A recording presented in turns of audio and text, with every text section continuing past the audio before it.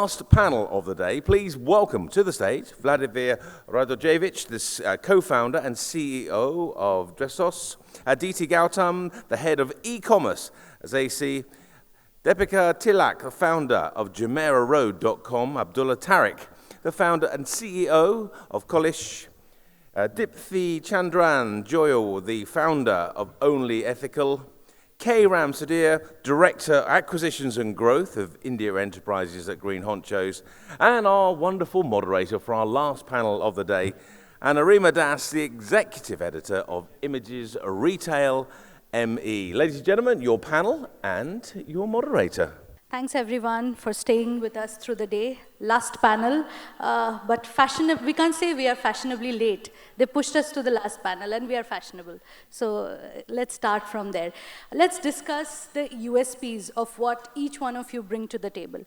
Obviously, Sudhir is different, but his USP is to set all of your brands on track. So we'll come to him last, but let's go one by one, talking about the USPs that you bring to the table that sets you apart from everybody else in the ecosystem. Hello, good evening, everyone. My name is Deepthi. I'm the founder of Only Ethical. So what Only Ethical does is that we identify sustainable fashion and lifestyle brands, products. We bring together all these brands, products under one platform, which is onlyethical.com. It's an e-commerce.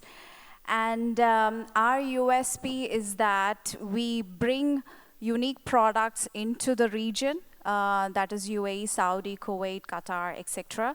And also take the local brands from the region to rest of the world. So we aspire to be the global platform one day for everything sustainable, fashion, and lifestyle. So yeah, that's our USP. Amazing. Yeah, you next. Hello everyone, my name is Vladimir. I'm the co-founder and CEO of Dressos. Dressos is an e-commerce fashion platform that delivers personalized outfits both for men and women in a form of premium box where people basically get personalized outfits, and we also consider obviously their preferences in terms of style, budget, and brands they like, and we offer them that personalized experience. We obviously strive to be a global platform.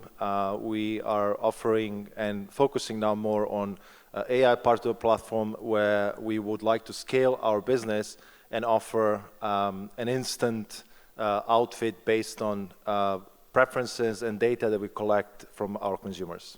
Thank you. Hi everyone, my name is Abdullah and I'm the founder and CEO of Kolish.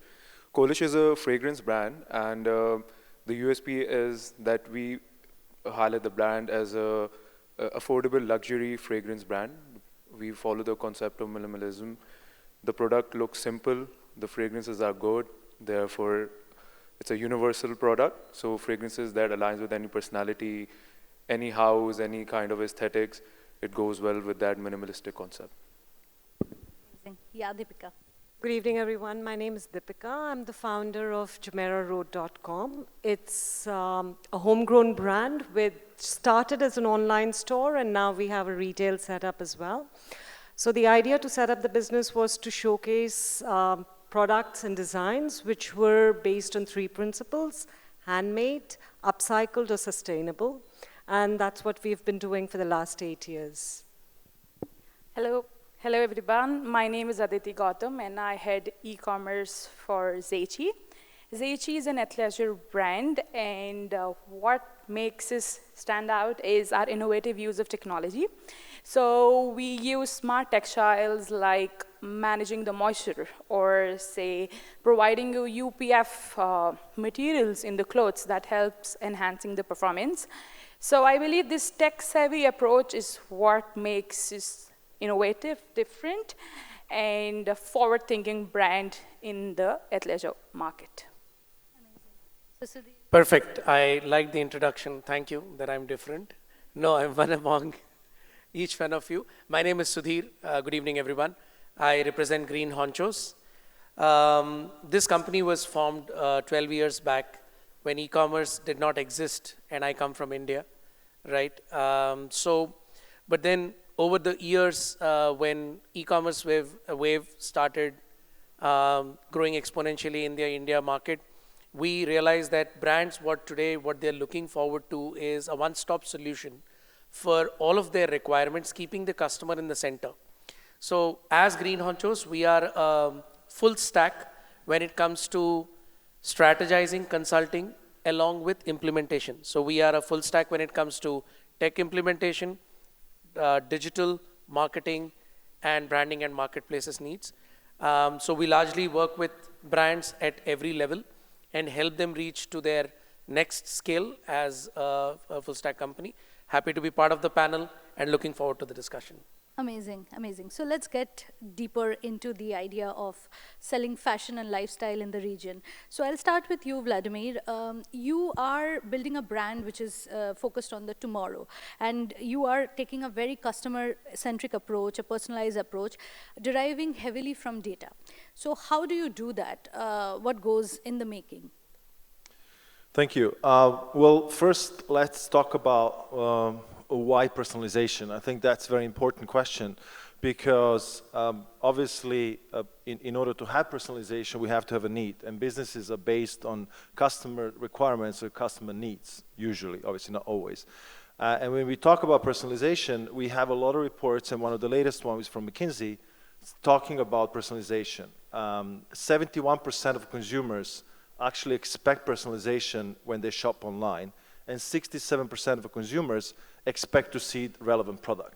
And what we see currently is online in general is that most of the e-commerce retailers don't really offer that, right? You get products that are not relevant to you. You receive an email with, I don't know, white or yellow shirt that is regular fit, and you don't like either yellow nor you like regular fit, right? So that is a problem. So customer has to scroll over tens of thousands of items in order to find something that is suitable for them. So what we do is we actually gather two types of data. First is zero-party data from our customers in a form of quiz. So we have around 15 to 20 questions for our customers where they tell us about their preferences, so what they like, what they don't like. We pair that with the product data about the size, the color, the price, the brand, and all these things. So we pair this data in order to deliver a personalized outfit experience. So that is really crucial and important for us. And in general, why does that help is this kind of personal approach actually increases the average order value, improves the retention, and increases obviously the basket size of each order. So that's data for you to plan the entire business formula. So Aditi, on the other hand, you listen to the customers and you are absolutely focused on technology to build the right product fit. So what goes in the making for you then? Okay, so we are manufacturer as well as retailer. So in the athleisure market, what we believe is setting a pace for us is prioritizing customer-focused products and highly efficient supply chain. Because we are a manufacturer, we are able to do that. Our strategy revolves around innovation and agility, so we are able to keep up with the trends and minimize our inventory risk. So if you see, one of the core factor or the key factor of success we say is our sourcing. A panel before was discussing the same issue that planning the inventory is one of the biggest thing brands face. So we are blessed with that. So we have the power to produce what customer wants precisely when they want. So that's one of the biggest thing we are able to do. Second, technology again plays a significant role in our product development. As I told, we focus a lot on our R&D because we try to have production done from smart textiles. So basically clothes which help you manage the moisture or regulate the temperature. Another part is sustainability because it's need of an hour also, and it is also one of the core values our brand believes in. And we are proud to offer sustainable collection as well. And lastly is, since world is getting digitalized as well, we are also keeping up with AI. So in our manufacturing process, you'll see robots doing all the packaging for us. So the biggest thing to conclude is sourcing is key for us, for our brand's success. Amazing. So you have the right mix of technology and obviously the way forwardness. Exactly. Yeah. So next question I was about to ask Sudhir. So Sudhir, obviously to build that correct fit brand for the customer, you need that stack going in the back end, right? Yeah. So what do you suggest to the industry, what they should actually have? Like as a starter, obviously it's a lot of investment also to invest in technology, and then a lot of manpower also goes in building the right back end, but what can they start with? See, this is what we believe as, Green Honchos is, end of the day, whether it is supply chain, whether it is technology, whether any automation is going to come in, we have to not get swayed away by what the technology has to offer. Rather, we have to keep the customer in the center. We always believe that what a brand should always look at is who are they, how many SKUs do they have. There is no point of having a fancy website which does not help the customer, because end of the day, the customer has to be built for a device which fits into your palm. So there is not too much of a real estate for you to, because when you see a website on a desktop versus a mobile, the interface is very different. What we believe and what we generally consult to the brands is, build a technology, build a website, because website is the key. You go to a store, you get personalized experience, but you expect that experience on your tech stack, on your website, right? So it has to be focused on enhancing the customer experience, and the customer should get easier options of add to cart, to checkout, and pay and move on. So there are a lot of philosophies which talk about a higher end user interface, user experience. So it always revolves around how can you make a customer reach to the page of their choice in 3 clicks, right? It's very important, right? And then everything has to be interactive, and it's an ever evolving process. I never ever think that an offline and online are different, because in offline also you keep changing your shelf just to make sure that the customer gets to see that they're finding something new. Similarly, your website has to respond. If they're finding that any particular catalog is letting them to bounce off from the website, it's better to change it, not make it too difficult. Give them options, to not confuse them, keep it light, make it fast, make sure that you understand your customer, because if I am a baby care product, there is a notion that it's the mothers who shop a lot, but studies say it's fathers who shop a lot. And fathers come in, they like to choose the product of their choice, and they like to check out. So the tech has to come back, and when they come back, they need to see their favorite products on top, right? So there is a lot of study that goes beyond. So I always would suggest that, whatever integrations that we are doing, keep the customer in the center, make the right solution, which is catering to the customer, and there is no reason why they should not come back. Amazing. So that is one level of optimization that brands should do. What he's saying, that you click and you should be able to reach the checkout in 3 minutes, 3 clicks probably. But for Abdullah, it gets a layer above, because you're selling something which is absolutely in a different sensory plateau. It's all about selling fragrance, where it is all about going to the store, experiencing. So that when I buy online as a customer, how are you ensuring that they buy their right fragrance? Because they cannot probably return also, right? So I believe in e-commerce, for any fragrance brand, the biggest challenge is to sell a fragrance without smelling it. So what happens that we need to work excessively on the customer experience. So obviously, the brand started off from Pakistan, so whatever the foundation work we did, the framework has been set over there. So what we do, for online purchases, we need to firstly make I believe the online store is as important as your physical store. Like if a person is coming on your website, it's just like he's coming onto your store. And there has to be a process to serve those customers in a very easy manner. So obviously, if they walk into a store, there's a person who's explaining the fragrance. The similar kind of a content, you can say, is available online. There has to be some sort of a relatability, either through the notes or through a lifestyle image that either it's a candle, let's say, if it's a gourmet candle, if it's an apple fragrance or it's a vanilla fragrance, you can easily show that what kind of a note will the product have. If it's a more season-oriented fragrance, you can show, let's say, a blanket with it if it's a cozy fragrance. Similarly for perfumes as well, you need to give it either straight, if it's for men or women, you do it through the navigation. You need to make the process as simple as possible. And then, secondly, the conversation with the customer is very important in today's time. So they need to have a quick accessibility to the brand.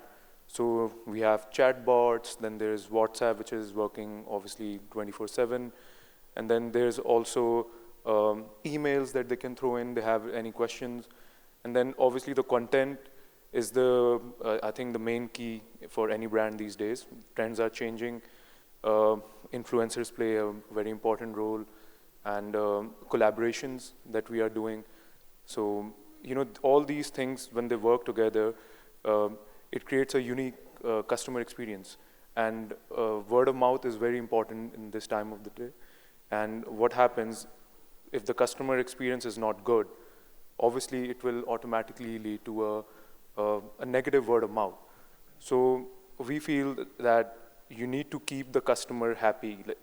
So whatever it is, if they're not satisfied with their purchase, or if there's any problem with their order or with their product, you need to make them happy anyway. But our product, it also has a very long product life cycle. So someone who buys a candle, they cannot just finish it in 2 days. Similarly, a perfume as well. So we need to keep coming up with different products that they can associate that with. For example, if someone is buying a perfume, then they also need to use a lotion sometimes, or they're using a shower gel. So we do complementary products as well. Someone who's was like, okay, they don't want to buy a perfume right now because they still have it. Maybe they can buy another product, which helps us keep the business going with that particular customer. So I feel like in today's time, our main focus is on customer experience. We need to give a good customer experience to create a positive word of mouth and positive brand image. So it's basically all of you are building on the right story to kind of cater to the customer, keep their, keep them loyal to your brand. So in that same vein, I want to ask you, Deepika, so you always handpick your products, and you've been doing it for 7+ years now, and you have a brick and mortar as well. So there is a lot happening there, and you deal with a mixed bag of products. But how do you keep that surprise element going with the customers? Because it's a different challenge when you deal with so many products. All of them have their own product basket, but you have multiple brands to kind of also bring to the front. Very true, Anurima. So basically for a business like us, and I would add the word niche, for a niche business like us, curation is extremely important, right? So you need to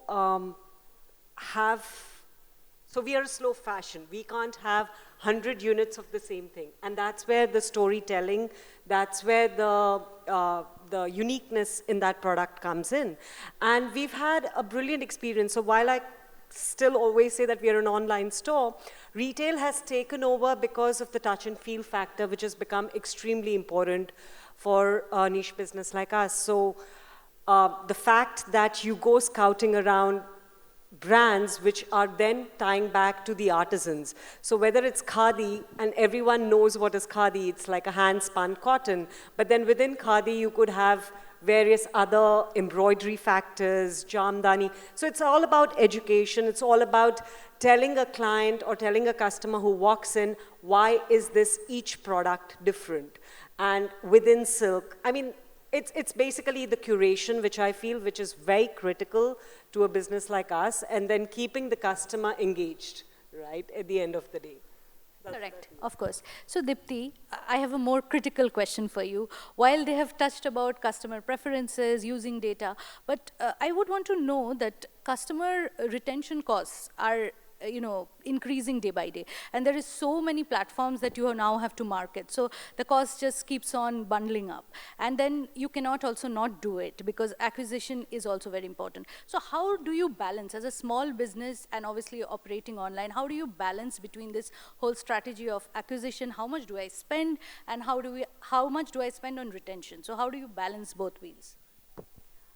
So just going back to 2019, when I started the business, we had to spend a lot on customer acquisition purely because it was a new concept. We were speaking about sustainable fashion at an e-commerce level.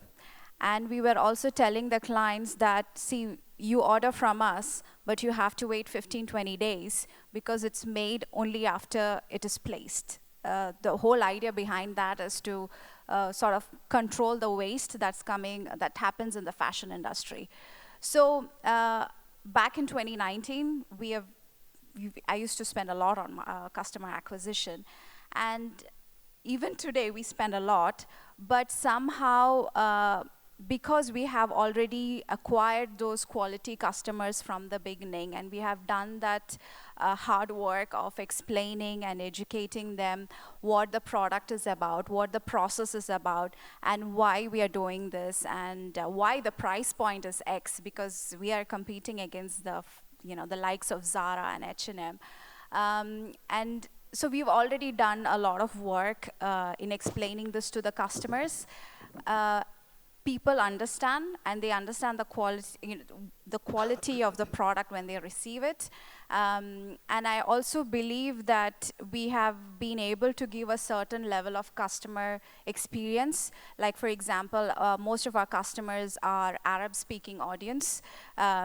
We have hence the reason why we have someone who's in-house doing Arabic customer service. We have an Arabic website. So we have gone to an extra length, I would say, to enhance the customer experience and make them feel more comfortable about shopping sustainable fashion products on our website. So this is one of the investments that we have done to make sure the customer retention is happening.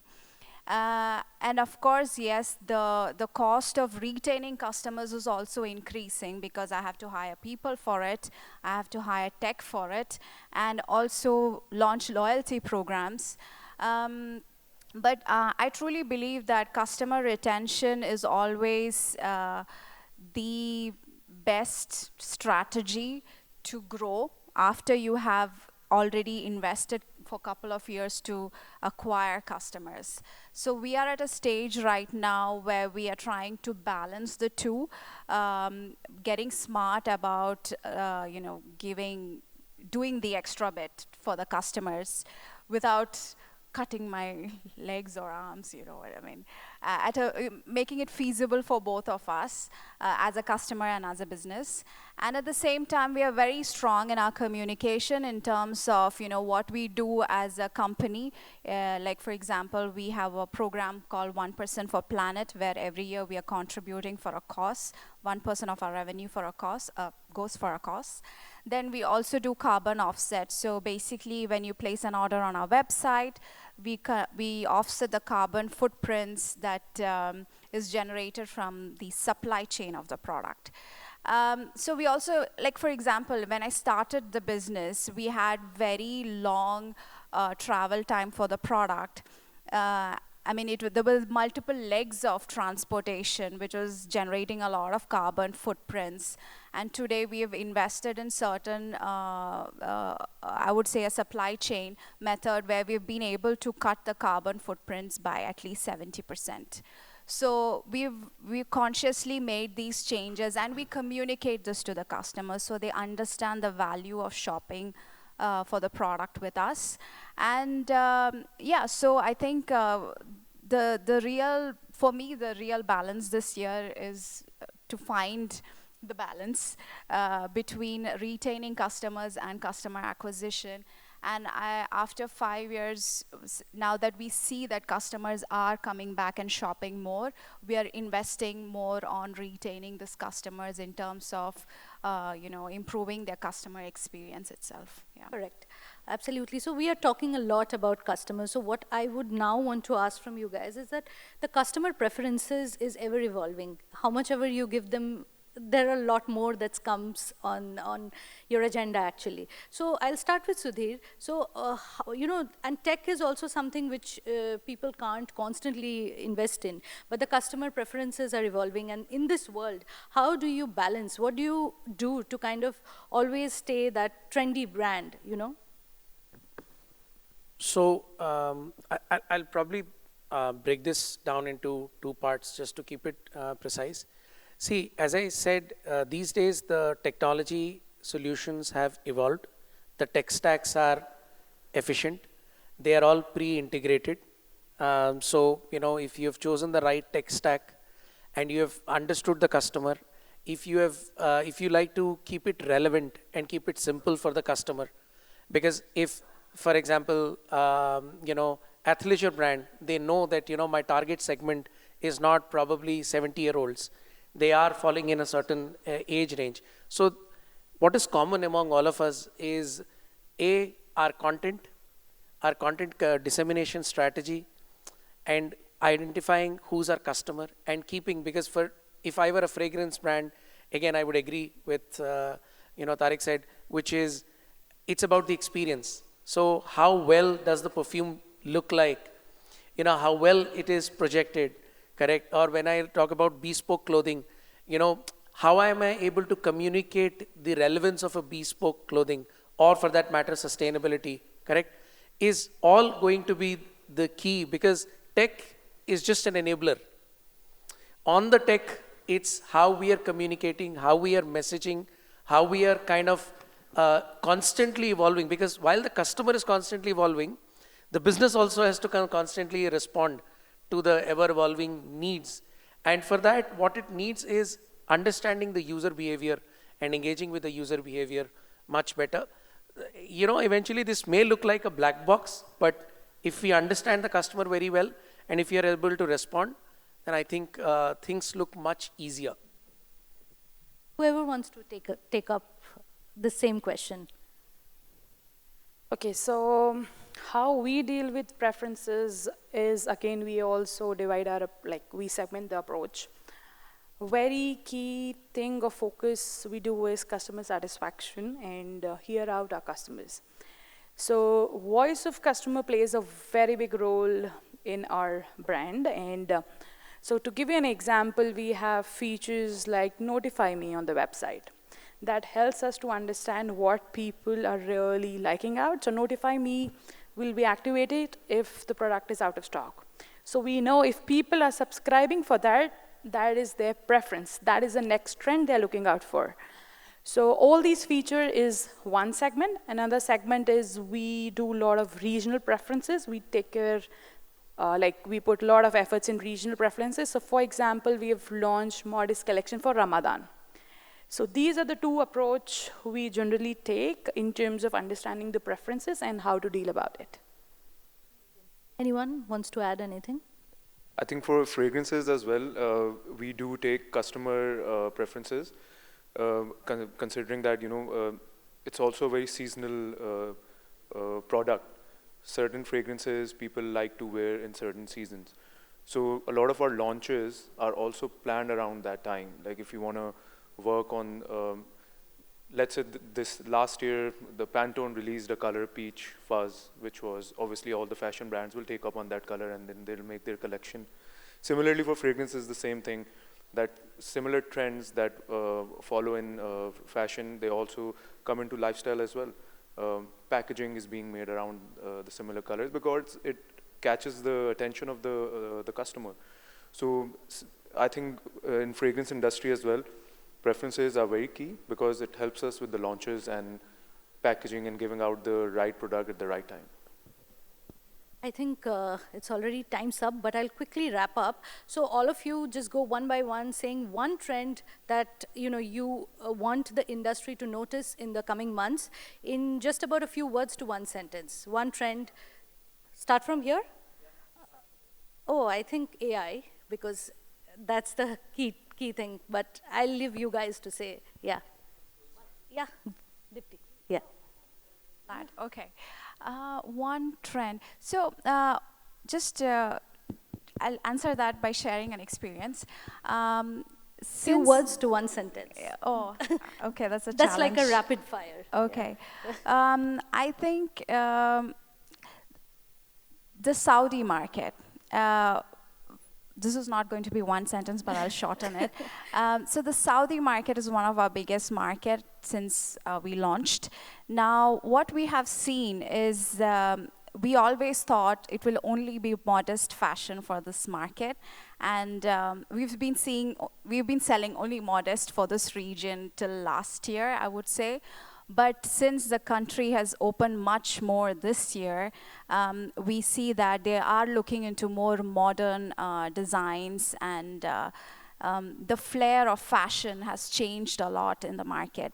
And so I think what we will be also working towards this year, maybe I should not say it, but is to explore more designs and fashion styles for this particular market, because obviously that's the biggest populated country in this region, at least.